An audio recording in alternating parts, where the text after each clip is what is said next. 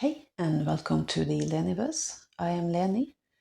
It is yet another day of rapidly changeable weather in the Great British summer, and we have been forecast 50 days of rain.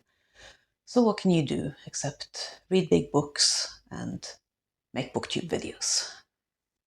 I haven't really been doing monthly TBR videos, in part because I've been, reading the Women's Prize long lists, and in part because I don't like to plan out everything. I need to have room for mood reading and just library hauls coming in and all of that. But I thought it might be fun to talk about summer reading. And the other day, just as I was thinking that, hey, maybe I should make a video about all the books I plan on reading over summer, like a summer reading challenge. What did I come across, if not an actual summer reading challenge? It's called Big Book Summer, and it's hosted by Sue Jackson, and I will link to her channel and her presentation video in the description box. The amazing thing is that this challenge has been going on for over a decade and I had no idea. And I encourage you to check out Sue's video, but in brief, you just take summer to dig into some big books that you've been waiting for and haven't really had the time for with everything else that's been going on in life. And now it's time to just chill and read. And if your summer is super busy and you panic at the thought of reading a mega big book, for the purposes of this challenge, a big book is any book over 400 pages. I was really excited to see Big Book Summer because I have some absolutely mega chunky boys planned. Real doorstoppers. Obviously, if you're going traveling, you might not want to bring a solid brick of a book in your bag, but that's what audiobooks and ebooks are for. I actually have a ridiculous amount of big books planned, so we'll see how that goes. First up, I have a body read that I have started on. And that's Docks Newburyport by Lucy Ellmann. I'm reading it with a group and we're trying to see who will bail on this one first. This could very well be a DNF from most or even all of us. And the reason for that is that, well, this book is about 1,000 pages long, but only a handful of sentences. It is a stream of consciousness where you are inside the head of an American housewife, a mother, and her mind is even more chaotic than mine. Every now and then, her run-on narrative is broken up by the story where you follow a cat of some sort, a mountain lion perhaps. The mountain lion uses complete sentences. The human woman, not so much. But the main problem isn't that this is a stream of consciousness and, that never ends with random word association and alliterative rhymes. The problem is the fact that she uses the phrase, the fact that, continuously, all the time, so much. I did a little tally of like 20 different pages and I counted the number of instances of the fact that, and I came to an average of 20 times per page. And I checked how many times you could fit that phrase into one line. 5. Counted the number of lines, adjusted the page numbers for, mountain lion content and a brief segment in here that looks like it's a list or a poem or something. So adjusted for that, I found that if you remove every single instance of the phrase, the fact that, from this book, the book would be 109 pages shorter. And it's those 109 pages of the fact that might lead to me DNFing this book. But we'll see. I mean, I am amused enough by it so far. I haven't gotten very far. I will definitely give it a chance. So that's the first book. That's ongoing. And then I have a book that's actually a trilogy, and each book is not over 400 pages, but it is in one volume. So I'm counting it as one book. And that is Kristin Lavransdatter by Sigrid Undset. This is a historical fiction about Kristin Lavransdatter in medieval times in Norway. When I was 17 or so, I had to study the first book in this trilogy in school, and that was just the wrong age and setting for it, and I developed a real aversion to this book. But it seems that the people who read this as adults, they all love it. And I was talking to a friend, and she was saying that, oh no, but it would be different now. Really, it would be. And she, pushed this book into my hands. And she also lent me a biography of Sigrid Undset. And that one I have actually read. I read that last year. And she was a fascinating woman, and also the winner of the Nobel Prize in Literature.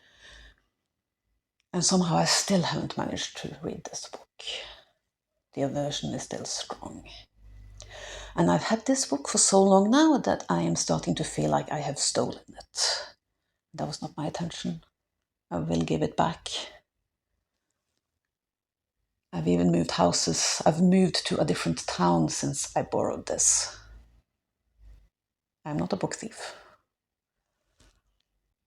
I will be meeting up with the book's rightful owner later in June for a Pride event. So by then I want to have... I probably want to finish it, will I? But at least have started it and read enough so that I know if I should just return it and say I can't do it, or if I will actually enjoy it and read it and arrange to have it returned, at the end of summer.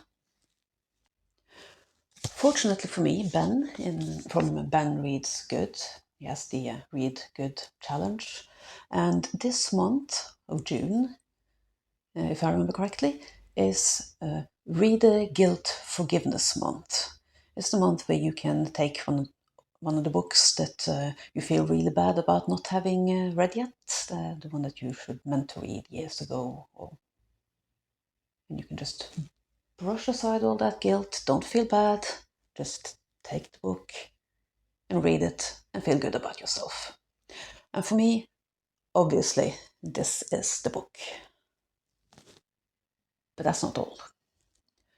In February, I started The Stand by Stephen King, the full uncut edition. And I got almost 500 pages in before I got caught up with the Women's Prize and reading the whole long list, and this was just, put away for a while. And I've been looking forward to getting back to it. I have about almost 900 pages to go. So big. And I was thinking that, it would be nice to just read this throughout summer. It's the kind of book where I'm enjoying the journey. But there's a slight problem. I was meant to finish this months ago, right? Now, this one I don't actually have to return to anybody. This one is mine. But I'm supposed to be doing another buddy read of Salem Slot, which is at least not as big as The Stand, but it is something like 800 pages. No, 750. And that's a lot of Stephen King to be reading at the same time. Maybe I need to just let this one rest a little while longer and just read this one, since it's a body read that's starting now. And also this is a library book, but it's a very old library book, so I think I'll be able to renew it a couple of times without problem. A book that I don't think I'll be able to renew is this one. This is shaping up to be a Stephen King summer. This one is just over 500 pages, I think, 550 maybe, or no, just over 500. So that's also a big book for big book summer. It doesn't feel as big, compared to the other ones. And also this is short stories, so I figure I can maybe read a short story per day and then switch to one of the others. And that should be okay, right? Yeah. And that's kind of it, except that I have a hold on a non-fiction book that is a scary 800 and so pages. It's on the Women's Prize non-fiction long list, and it is called Shadows at Noon, and it's about the history of India, Pakistan, and Bangladesh, but it focuses on kind of culture and food and things that they have in common rather than partition, all that, I think. And while I find the size of it rather intimidating, I am very interested to read it. I live in an area that has a lot of people whose family background is from like all of those countries, especially Pakistan and India. But there are also some people from Bangladesh living in the area. And yeah, my younger teen, his bestie in school is Bengali. So I thought it would be fun to read about the history of those countries, especially in a book that doesn't focus on the conflicts. And from what my kid tells me about these three groups at school is that they live up to their national stereotype in one way specifically. So I am very curious to see if Shadows at Noon has a chapter about cricket. Anyway, like I said, I have that on hold at the library and I am number one, but the book is being acquired by the library. And that has been its status for quite some time now. So I guess it could turn up tomorrow, it could turn up next month, it could, presumably it will turn up at some point over the summer. And that's definitely a big book, so that will get added to the pile. And since I didn't have, well, I don't have the book here now to sort of hold it up and all, so I picked another book as sort of a stand-in. This one is actually only about 600 pages, so it's shorter. But if I stack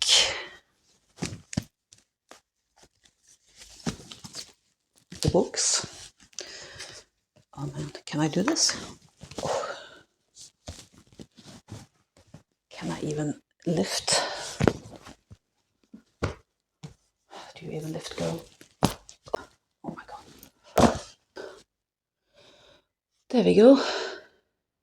Big book summer. Yeah.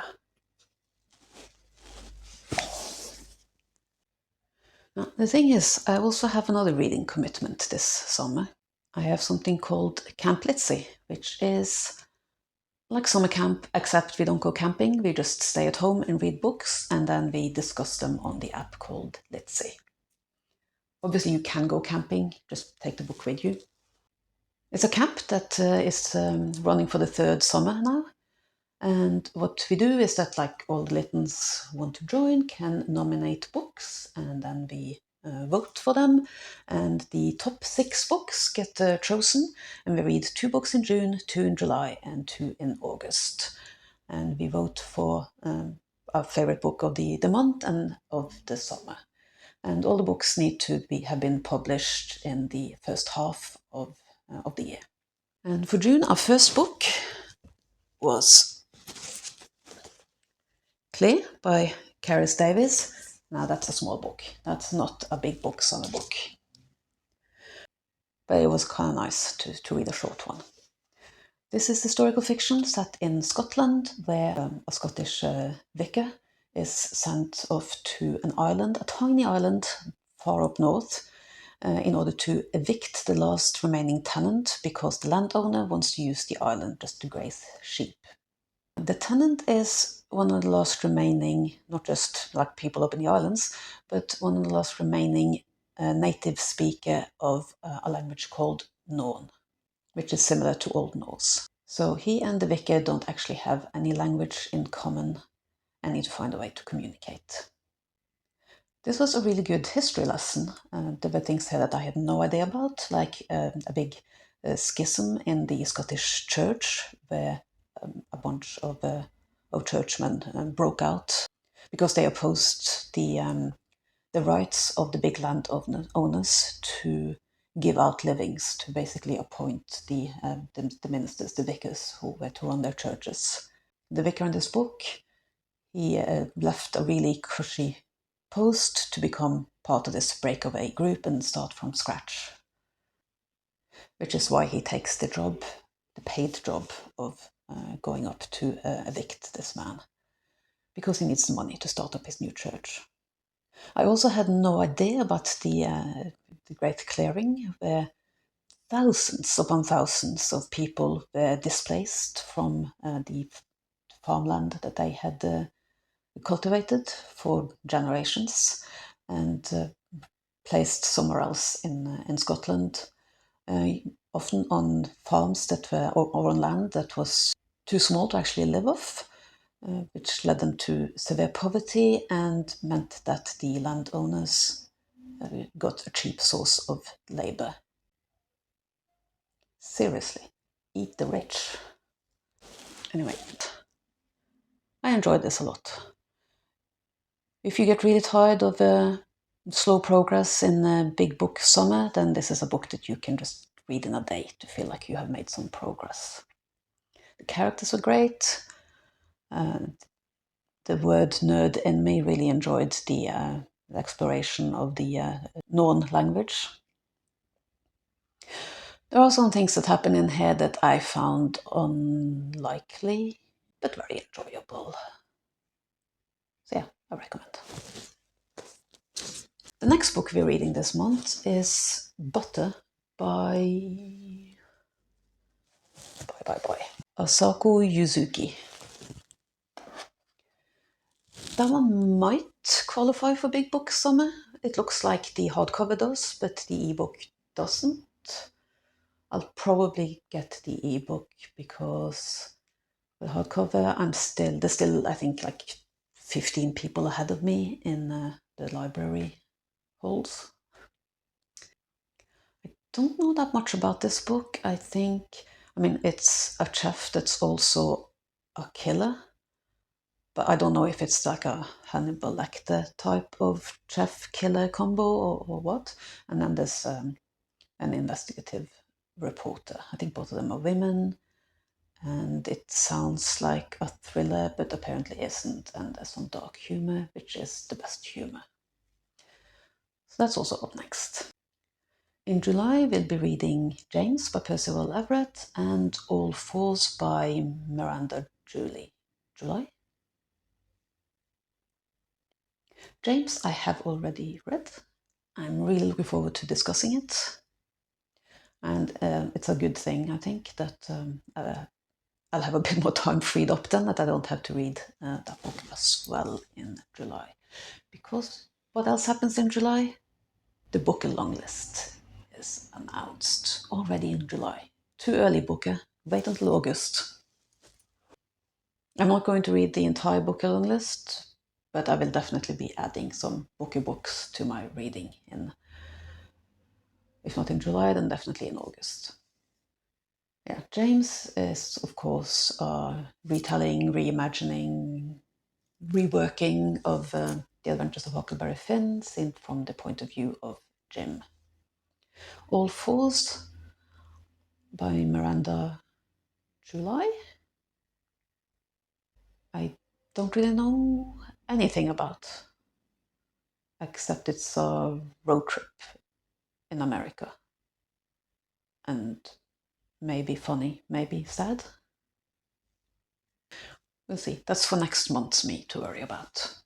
And then in August, we are reading The Alternatives by Caroline Hughes, an Irish author, and it's about, I think, 3 sisters or 4 sisters. Or is that all 4s? Am I getting them mixed up? No, The Alternatives is about the sisters who are from a really dysfunctional family, of course, because this is an Irish novel. But in spite of all that dysfunction, they all have PhDs and they are returning home to the farm. they're returning home for some reason or other. So it's family drama. I don't know. I mean, I'll tell you all about it once I've read it. Well, not all about it. I'm not going to give spoilers. And then the final book is Bear by Julia Phillips. That one I might not read because it doesn't appear to have a UK publisher. There's no ebook available, and I can't get it in bookstores. It's only available through Amazon, where they just ship it over from their American warehouse. And I know it's maybe a bit inconsistent of me because I do buy Kindle books and I love a Kindle deal, but I don't like buying physical books through Amazon. I like using the bookstores. But I also buy a lot of books through Waterstones, and that's hardly an independent bookstore. So, okay, maybe I need to re-examine my principles or whatever here. But I also don't know how long it will take to get Bear sent over here. I don't think it's out yet, so it's like from the publication date, it needs to have the time to be shipped across. And yeah, we'll see. Okay, again, future problem. So other than that, I mean, June is Pride Month, and the Read Good Challenge will have something going on in July and August as well. Oh, Ben, if you're watching, I think in November you have the prompt of reading a book that's like intimidating because of formatting, whatever. I can't remember the exact prompt, but I mean, the fact that